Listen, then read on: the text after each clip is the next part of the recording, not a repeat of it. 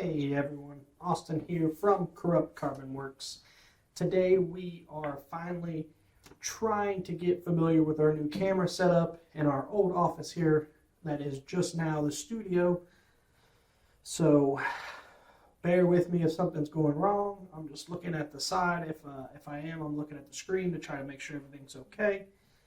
But in that aspect, we're going to make this video about the Hidden Ninja chassis, how I built mine, kind of discuss some of the things I see people get into when they're building theirs that they're running into problems with, that ordeal. So guys, please remember that mine was built at the beginning as a prototype, so some of the parts that I have on here are not going to be exactly like what you're getting, which really the only thing is the links, but we'll get into that.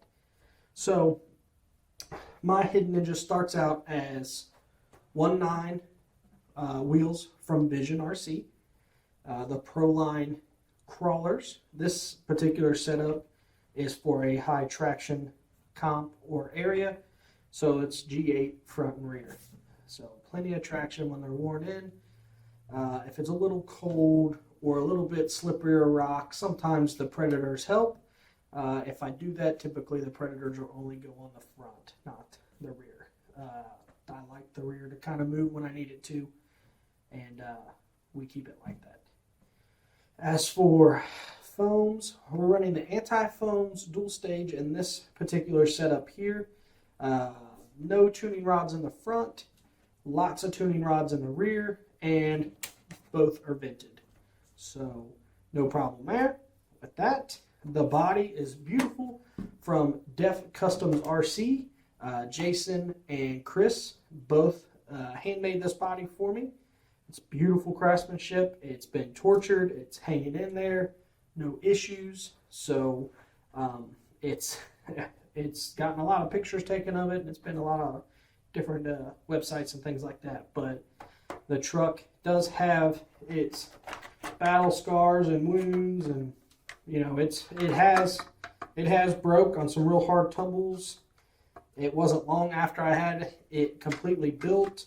I was at a local comp here, and some kid wanted to drive, and he didn't have a rig, so I handed him this one, and he absolutely tortured it. We did break the roof in 2 different spots, but it's nothing a little super glue didn't fix. So he had a great time. I believe he has a TRX4 now, and he comes out and plays. So all better, all for fun of the RC hobby, for sure. But Def Customs RC, beautiful body, beautiful craftsmanship. Give them a shout if you need something like that. All right. So we did wheels, tires, and foams. Axles are the VP F10 kit, so nothing unusual with those. They are literally out of the bag, built to VP specs. And then, obviously, I've done a little sanding work to kind of clean up some hard edges. I did remove the bump stops, but guys, remember, when you do that, that will basically void a warranty of any axle shafts that you're going to be using or anything like that. Do that at your own risk. If you remove the bump stops, it does give you some more steer, but it can oversteer and lock your axles out and potentially break them if you are not familiar with setting your endpoints and such. So please be aware of that. I'm not telling you to do it. I'm saying it can be done, but if you're not familiar with doing things like that, I would stay away from it. Okay? Links on this rig are from In the Works. They are the prototypes. So these are actually, when we first did the Ninja, we didn't have any link kits available yet. So this was actually a 12.3 wheelbase link kit for a Reaper, and then I added longer rod ends to the bottom of this one, longer rod ends to the top to stretch the rear out to 12.5, or the wheelbase out to 12.5 with all the additional length added in the rear. So the way that we have the link kits built from In the Works is done the exact same way. Same length fronts as a Reaper, but instead of a 12.3 wheelbase, it's a 12.5 wheelbase, and the length has been added to the rear. Okay? Now, when you get your link kits from anybody, Hardcore, In the Works, RC 4x4, D-Links, all of those, okay? If you get any link kit from anybody for any one of your rigs, guys, it doesn't mean run the rod end down to where it stops to the unmachined area, and now all of the links are the perfect length. That is not the case when it comes to links. I don't care who you get it from, okay? Links are made to be tuned. Turn this in, turn it out, couple turns, one turn, half a turn, whatever. You need to measure and tune your links for your wheelbase. Whether that means a longer rod end, a shorter rod end, twisting it in a couple more times compared to the other one. The machining process, mistakes happen. Machines aren't always exactly perfect. Guys, you remember we're making RC parts. These aren't for jet engines. These aren't for rockets for NASA. So they're not down to the hundredth, millimeter, hundredth of a millimeter. It's just not like that. So remember, big thing when doing it. Tune your links. Make sure they're the same length. Make sure you're putting them in the right spot. So on the Ninja and also on the Reaper, the fronts are straights, okay? Lowers are straights. Upper third link can be bent for clearance. The user can very easily do that. That's not a problem. But the fronts are straights for a better transition to the front peak of the skid. Then the rears are bent. So with the Ninja, the first couple runs we did with them, the rear links were bent to almost a 40-degree clearance bend. Well, we come to find out that's a little too much and puts the links just a hair above the drive shaft itself. So now the new ones coming out are at 30 degrees, a little bit less. It seems to be right in that sweet spot. So just be aware of that. And like I said, just make sure they measure out to be the same. Once you get them together, measure your wheelbase. Make sure you're at 12.5. If you're buying one of ours, that's where our links should be. Okay? So after that, let's get into our drivetrain setup. The Ninja does come with a card for you to scan to watch a video of the trans and the T-case being built. We have that. Then there's also a couple videos that others, customers have made that are really high quality and really great also. Those are in our pinned post on our fan page for you to look at and watch also. So plenty of visual and aspects to show you how to build, where to put your spacers, where to put the gears, pins, vice versa, bearings and such. Guys, please remember when you're building the T-case and when you're building the trans, that those bearings should push in and snap, push or snap in by hand, not beat with a hammer, not put in a press, not anything like that, not tapping it in. Okay, those bearings and bearings in RCs are extremely small, and the metal is not always the thickest, no matter what bearing you're putting in. So that little bit of tension can squeeze the ball bearings in the inside and create tension, and then it would not be as smooth as it should be. So it's the same way with the T-case as the trans itself. Okay, guys? So remember that. A little sandpaper. I've seen people use a body reamer, anything like that. Just nip it a little bit. They should push in and snap, ready to go. You might not even have to do that. Check before trying, okay? So in the Ninja itself, trans sits up front here, is built, and the trans actually bolts on the back side of the cross brace. And then that cross brace that goes in the chassis, guys. So you guys need to remember, carbon comes in flat plate sheets when we cut it, okay? And that flat plate sheet can vary from, 0.1 in this side to 0.5 on this side. That it can kind of vary from here to here. So it can be 3 millimeters thick on this end and 3.2 millimeters thick on this end and 3.3 in the middle. This stuff you need to remember is still laid. It is vacuum chambered, it's pressed and all that, but there still can be some variance. So when we cut the slots in the chassis itself for the cross brace to go in, we cut them pretty tight. I mean, they're cut almost right to 3 or less. And that's for that variant. That carbon might be thinner where that piece is cut. It might be thicker. But the best, I guess you could say, option to do there is to make it smaller. You can always make it thinner or thicker, open it up, or sand the brace. I always sand the edges of the brace if it's too tight to fit in there. I never open up the hole in the chassis. Just leave that the way it is. And if the brace is too tight to fit in, take you a nail file, just hit the corners first, just twice on each corner, and see if it'll go in. You want that to fit in there very tightly, okay? And guys, remember when you're putting that brace in, it has points on it. One side has long points and then it goes up. Those points are to face down, okay? Points facing down in the chassis. So points face towards the bottom of the chassis itself. So trans, once it's done, bolts to the back side of that. You can slide it all the way left if you'd like. I do. And then after that, that's when I start doing my links. Or my third link, So my third link goes up next to the side of the chassis. It is a 4mm thick link. That should be what all the links that you get in your kits are. And it has a little bit of bend into it to clear for that motor to come over to the mount on the chassis itself. So that's nothing hard to do, guys. If you've got a vise, if you got something that can hold your link extremely steady, find out where you need that bend, holding it up there, mark it, put it in your vise, give it a little bit of a torque, not a whole lot, and then take it back and see if you did what you needed to make it fit. That's not a hard aspect of it. Not everything when building something is just bolt and go. It's just not going to work that way.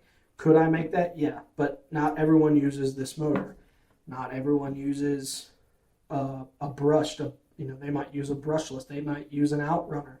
Everybody might need something different. If an outrunner is too wide here, the link might need to go on the outside. Plenty of people have done that. So outside to wherever it needs to mount. Okay. Where are we at? Let's see. Drivetrain, you will get it in the kit, in the Ninja kit. 3 beautiful deluxe drive shafts. They come in the kit, ready for you to put in and cut to the length that you need. So when you do these, guys, I build everything. The links are set where they need to be. Your wheelbase is right. Your truck is straight. And then when I do the drive shafts themselves, I'll bolt this end on and I'll bolt this end on. I'll put the shaft in all the way down in the coupler or in the female end all the way, and then I compress the truck as far as I can. All right, and then I will push this all the way till it's in the slot there, and then mark on here where I need to cut my drive shaft to make it meet, because that will then give you the most amount of travel inside the drive shaft. Hard to see, sorry guys. Most amount of travel inside the drive shaft here.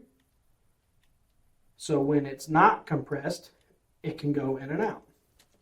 That will give you your perfect setup when it comes to those drive shafts.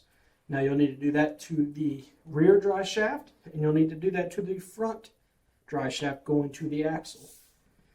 You'll have to cut the center drive shaft, but it doesn't need to have that movement of extension and all that, because this one doesn't move. This is pretty much a straight shot to each other with zero movement. So that works out well that way. Okay, let's see. Everything you see here, chassis wise, chassis, skid, CMS mount.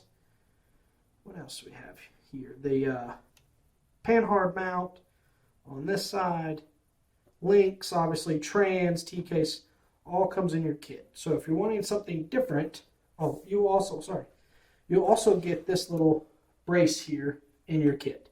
So there's a hole right next to where the trans is built, and that's where you are to put that brace. That makes sure that the chassis doesn't flex in that area. It keeps squeezed tight to 70 millimeters to make sure the trans never comes out of its slots on the side. Okay, guys? So this is a battery strap area. These are on the website for you to purchase if you're wanting to lay your battery on the side of the chassis like this. I run a 450 milliamp 4S, and it literally just fits in there just like that. I never loosen this up. I never take it out. It's literally you take the battery, grab it, pull it, good to go, put a new one in, and it stays tight in there. I mean, it's tight. So that's how I run my battery. XT60, the batteries come across just like you see right there. Everything is very minimal in the truck itself.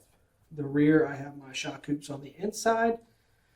You'll get the unicorn mounts. So the ones that you get will be 70 millimeters.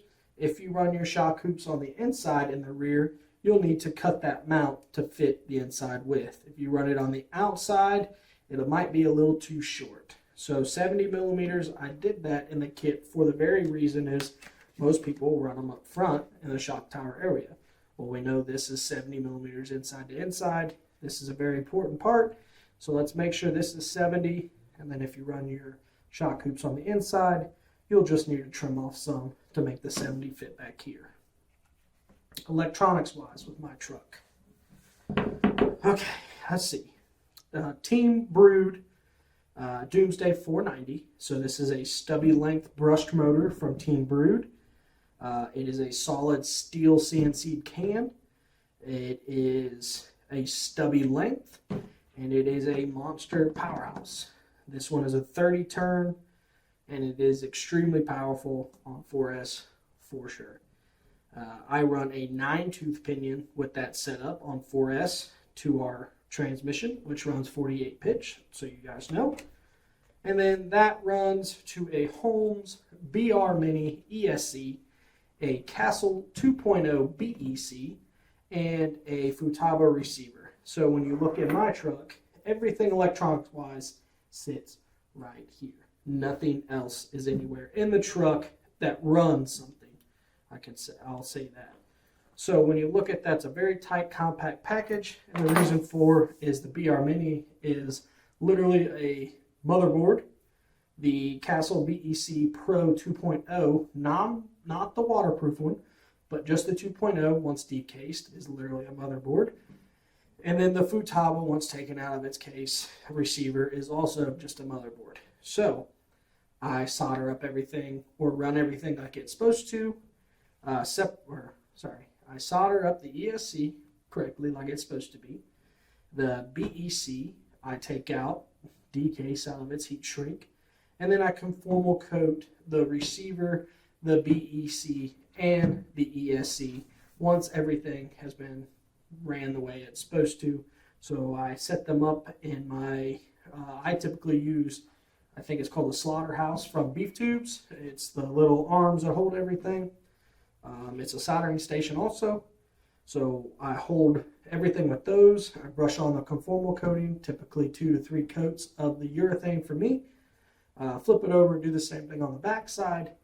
Once all of those have been conformal coated separately, I heat shrink them all separately with a triple walled adhesive lined heat shrink.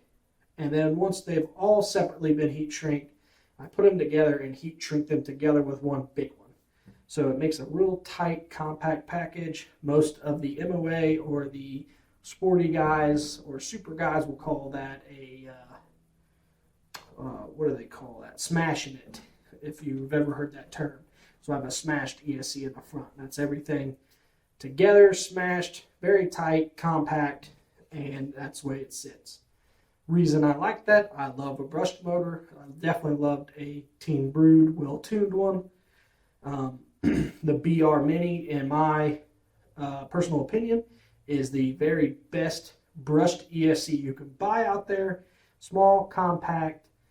It does not have an internal BEC, so you need to run an external. That's why I have the 2.0 to run my servo and my servo winch. And but it's good up to 6S and it's small, compact, lightweight, and I've very rarely ever had one ever have a problem. So with that being said, we can talk about the servos. I'm running a Nitro Pro 700. This gives me 700 ounces at 8.4 volts, which is great, more than I need. The truck is lightweight. I've never had a problem where it hasn't steered where I need it to. They make the 1,000 ouncers and things like that. We also had one at a time, I think we're sold out now, which was 1,000 ounces on a direct 3S. But since then, I'm not a direct powered servo guy because I run a BEC anyway because I run a BR Mini.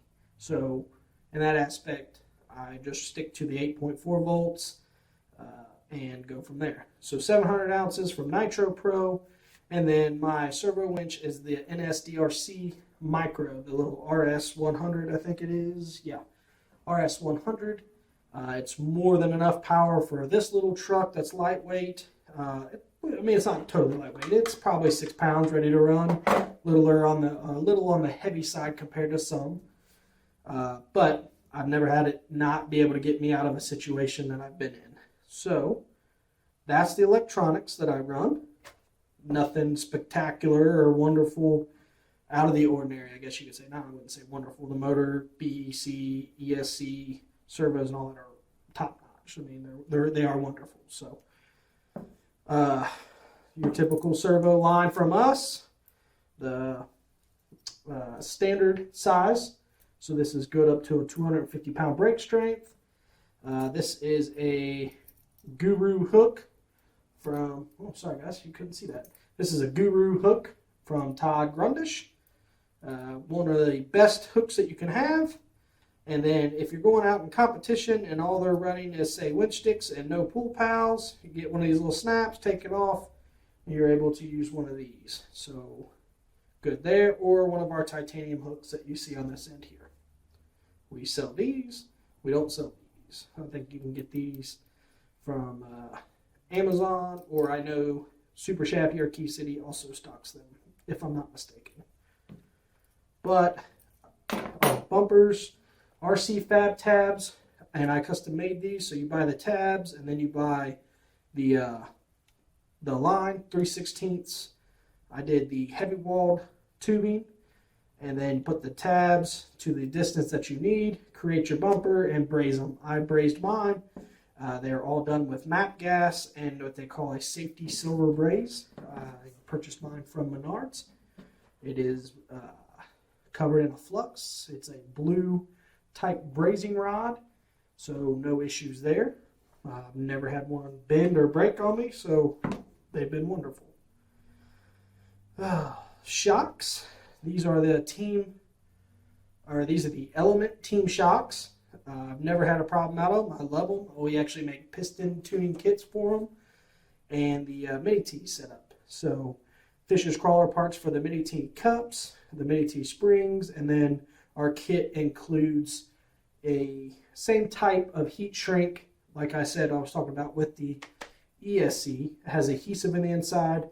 Heat shrink the top just a little bit to keep a spot from the spring to go forward. Once it's heated, it glues on there and stops the spring from keep climbing up the shock. It works absolutely wonderful. This truck's been built for almost 2 years now, I think, since the Ninja has came out, and never an issue yet. I run our pistons that we sell. I believe it's a 3 slot in the front, 4 slot in the rear, and 80 weight front and back. So the truck does move very well, does what it needs to, and reacts very slowly, so I can watch and make sure the truck's where it needs to be when I want it, when I need to make the next move while crawling. And I do have a link riser on the rear axle of the F10, something I made out of some scrap, no big deal. Some scrap pieces of carbon, I bolted them in there with some, what do they call those, standoffs in between, sorry, had a brain fart, standoffs in between, and then basically just a link riser to raise them up here a little bit to get a little bit more geometry of what I wanted, and what the truck was needing, I guess you could say. And then rear sway bar was added at the very end of everything. So when I tuned my truck, when we talk about the Ninja and talk about tuning, when I tune my truck, the truck is tuned exactly how it's going to compete. So you get your truck, you put your body on, your battery in, all the scale accessories and everything you need.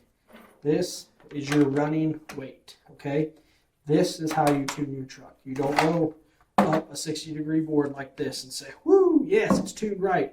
And then when you throw this on there, all of a sudden, well, Austin, I get an email that says, Austin, my truck won't go up a 60-degree board. This is ridiculous. Why would I spend this money on this kit and they can't do this? Well, you had it tuned correctly, possibly, without your body.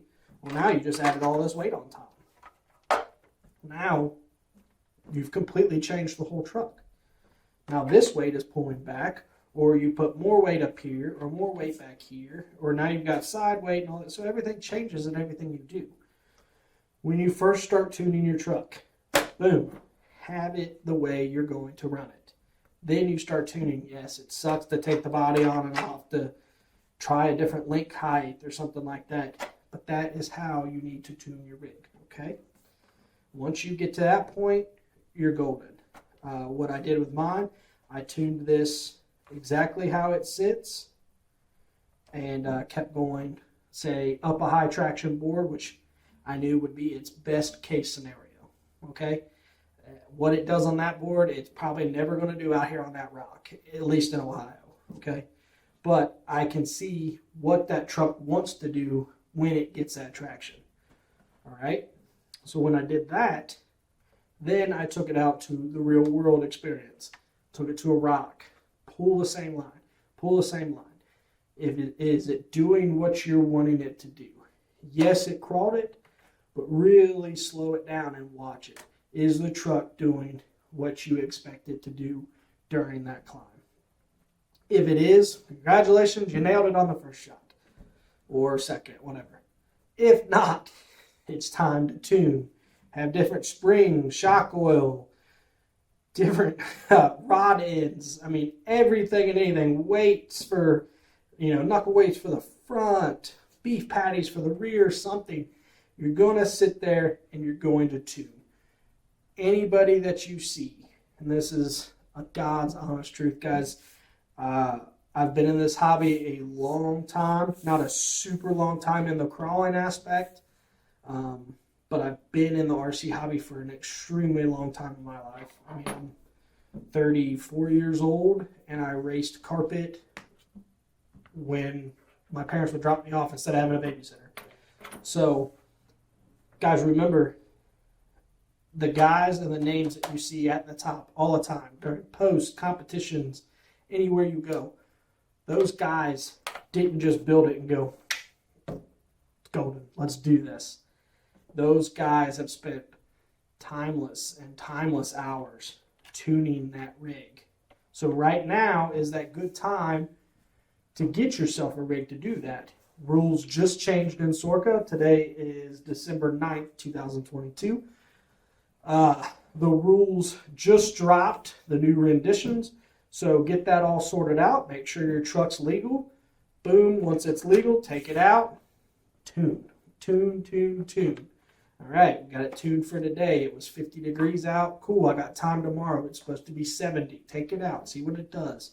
Might react in a different temperature, something like that. So just remember, and have options, guys. If you really want to get technical with it, you can write it down in notes. So if you're running G8s in 70 degrees and they're working great, write that down. 70-degree day, G8s are working. Well, now when you take those G8s out on a 50-degree day, they might not do anything. They might just slip. So if you get a chance to have another set of wheels that's got Predators on the front, boom, slap some Predators on there. Same foams, but just Predators. See how that works. So those options are something that you can have and know would be good for you when you get out into competitions. Okay, I'm in Maryland today, It's 70 degrees. I know those rocks are high traction. I'll probably be fine or great with G8s all around. Okay?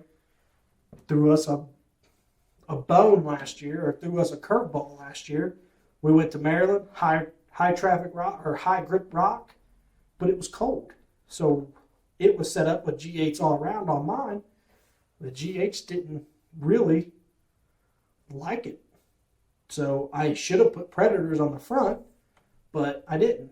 And that's a lesson learned. You go, okay, if it's 40 to 50 degrees in Maryland, I know that I still will definitely need Predators on the front, no matter that stuff is like driving on 80 grit sandpaper. So, guys, that is all. This is a really long video. I'm sorry that we rambled on, but this is my Ninja. If you have any questions, any aspects on the builds, let me know. We have a fan page, over 4,000 people on there to help you. There's pinned posts of Ninjas, Reapers, battle axes, land sharks. There's a pinned post section on there that shows everyone that wanted to post their builds, how they built them, what parts they used. If you have any questions and someone's building one like the way that you want to build it, ask them. Shoot them a comment. Shoot them a message. Hey, how did you do this? Hey, did you run into this? If not, if you're not finding the answer you need, post it up. Give us pictures when you post, though. Not everybody calls everything the same on the truck. So, hey guys, my front links aren't doing right on, some people might say third member or something like that. Say, put a post up. My third link's not fitting. Let me know what you guys have done, that type deal. So, in that aspect, guys, thank you so much for the love and support that you show for Corrupt. We've got this set up to hopefully do more of these, bring a little bit more attention to the product so everyone can kind of be a little bit more, I guess you could say, familiar before they start.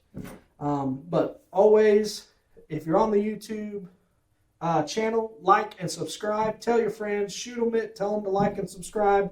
That way we can make more of these so everyone can be more informed of what they're getting into when it comes to these just deadly wicked chassis setups. And other than that, we will see you out at the competitions, at the events. We're going to try to be at as many of them as we possibly can this upcoming year. So thanks again. Like, subscribe, and appreciate your love and support. We'll see you next time.